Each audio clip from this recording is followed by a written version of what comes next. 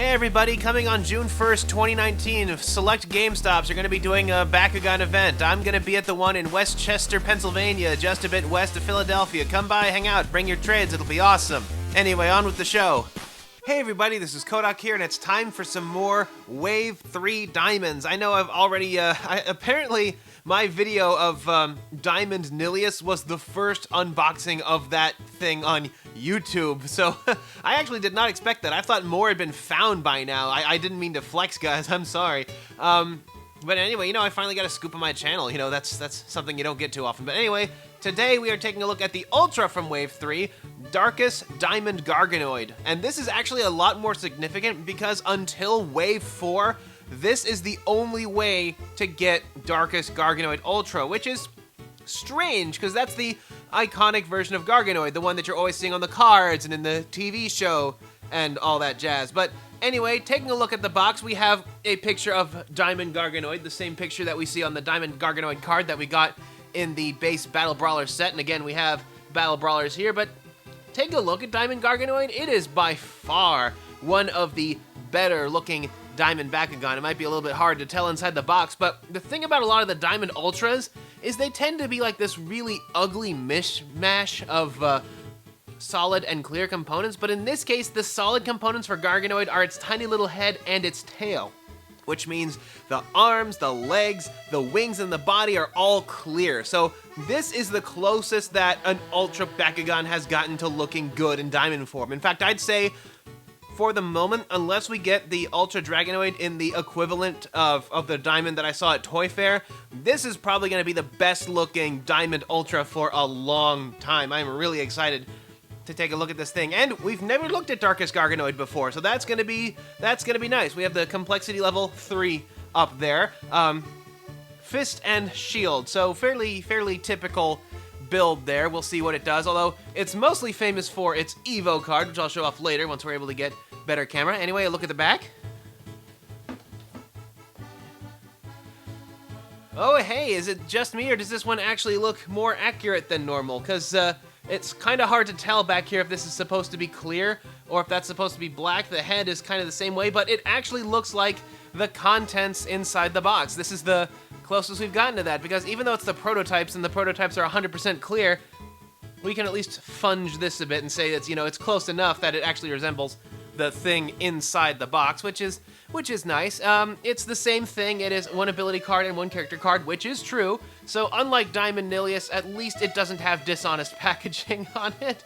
Although that's more of a joke than anything. So of course we have Aquos Krikelios, Pyrus Dragonoid, Ventus Gorthion Ultra, which I double checked. Yes, that is available in that form. I guess they wanted to get both forms of Gorthion out there easily in Ventus form because, it's a jungle monkey. It's supposed to be, swinging from trees and bananas and stuff. And we have the Darkus Fangzor Ultra. If I remember right, Darkus Fangzor Ultra, just like regular Darkus Fangzor, also has the Shadow Strike ability, which makes it interesting. Of course, we have the basic flip here, but anyways, let's see what we have inside here. And here we have the contents of Diamond Garganoid Ultra. As is typical of all of the Diamond versions, they come with their Diamond Evo card, although a 5 cost 709, even with the plus 800 on shield, still isn't that great for a 5 cost Evo. I mean, it's slightly above average, but honestly, you get this similar sort of effect from Aurelus Garganoid. The Garganoid Ultra card itself, the base card, is actually kind of boring. 305 with regular shield and regular fist. Kind of difficult to mix into a strategy, although like I said, Garganoid Ultra is more famous for its Evo card that allows it to be played from the discard pile as though it was in your hand. Although, even with that beneficial effect, an 8 cost 1010 is still not that great, because it still takes a long time to get to 8 energy without some sort of serious ramp. But it's a slightly better designed card because you can play it from the discard pile, which means it doesn't suffer that weakness of getting milled away like so many others, but still not exactly what one would consider a great card. And we have our cores, plus 150B plus 1, which is the slightly worse fist core, and the plus 300B shield. Is that as high as shields get? I think shields get a little bit higher. The negative 300 is the good one. Anyway, focusing on our piece de resistance here. Poor thing kind of camouflages into the table a bit. So here it is in its closed form, and as you can see, most of like the cool color detail and stuff is hidden underneath the wings, which means that the actual paint doesn't really stand out that much because it is entirely on the edges of the wings and wraps around the dark tail. Although that's not too bad a look for it. The fact that it's a nice consistent black throughout creates a nice dark stripe along the center, which, you know, actually doesn't look too bad. Taking a look around, you can actually see some of the details on the inside.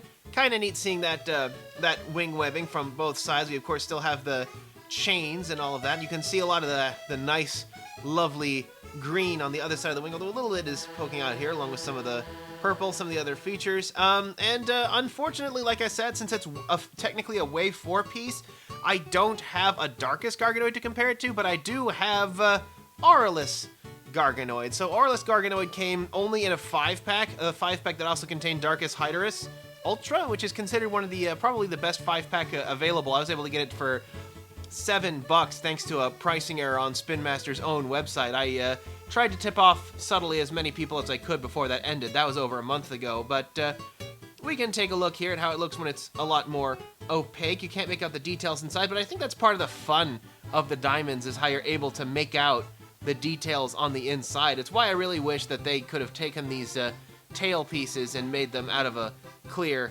plastic. But yeah, you can see how the tail here actually kind of clashes with the design of the Bakugan in the way that a diamond does not. So it does create a very different aesthetic. It actually looks authentically like a tire with some sort of sparking effect coming off the side. Of course, we have all these hinges back here, but thanks to the design of the tire, that's not as big an interference. Although, the only place where Garganoid really falls short is it does have trouble picking up multiple cores, but compared with other Bakugan, it is at least more reliable than Dragonoid U.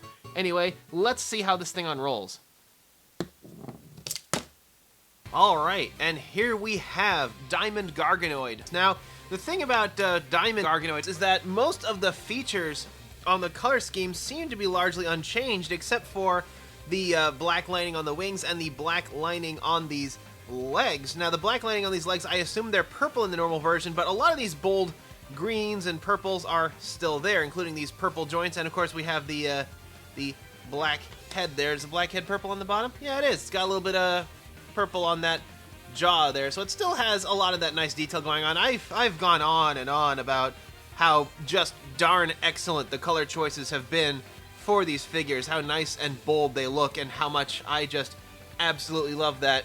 Anyway, it's still the Garganoid we know and love. It's still got those nice, large, complex wings with the chain markers on them, and it's a bit hard to make out the difference between the outside and the inside when you look at it from here in the diamond form. We have the tail, which, like I said, for the first time with one of these diamonds, it doesn't really obstruct the nice, clear diamondness, because the legs are clear, the arms are clear. In fact, the arms are a bit even more clear than we thought they were going to be. Originally, like, if you look at the back of the picture, these hands were fully purple. Instead, it's just the fingernails that are purple in this case here, and they're purple, unlike Nilius, which was black. So that's actually that's a nice little change there. I maybe wish that the head was clear.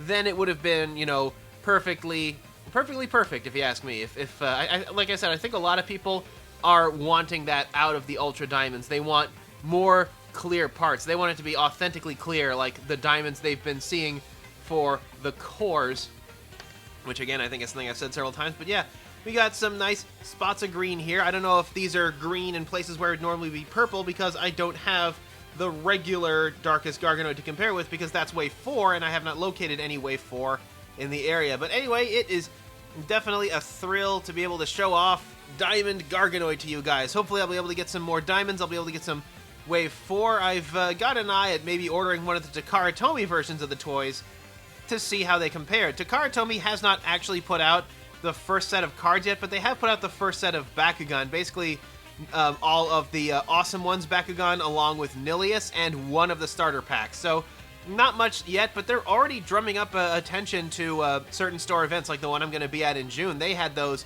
pretty much day one, so I guess that's the difference between a company that has a lot of experience and one that doesn't. So, here they have the B-Power written in black. So I guess I can kind of see why Nilius wrote it in white, because there's some black in the background there, and it's a little difficult to make out that B-Power 300 unless I hold it like so, I suppose. But it's kind of interesting that they went with this on the darkest one. I guess it's kind of inconsistent. Maybe they need to figure out how to get a double colored stamp onto here so that we can get like a black ink with a white border. That would probably work a bit better.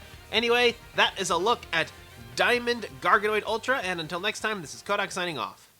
Bakugan brawl, it's a big brawl. Bakugan brawl is for it all. Bakugan brawl, standing tall, we're the awesome ones. Powers in our hand, take a stand.